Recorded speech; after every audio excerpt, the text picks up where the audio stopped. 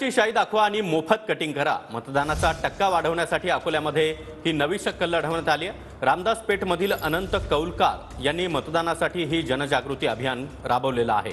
मतदान केलेल्या नागरिकांना फ्री हेअर कटिंगचा लाभ या ठिकाणी मिळतोय। सकाळपासूनच कौलकार यांच्या सलूनमध्ये तुफान गर्दी देखील पाहायला मिळते।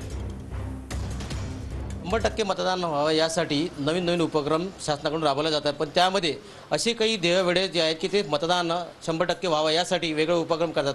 आपण अकोला शहरातल्या रामदासपेठ या परिसरामध्ये इथले अनंत कोळकर यांनी या ठिकाणी केलं आहे की मी मतदार, पण मी जसं मतदान करतो तसं प्रत्येकाने मतदान करायला पाहिजे, 100% मतदान करायला हवं यासाठी त्यांनी एक मोहीम हाती घेतलेली आहे।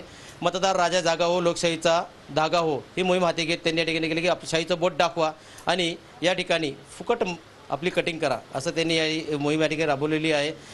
बोटाची शाही दाखवा आणि फुकट कटिंग करा।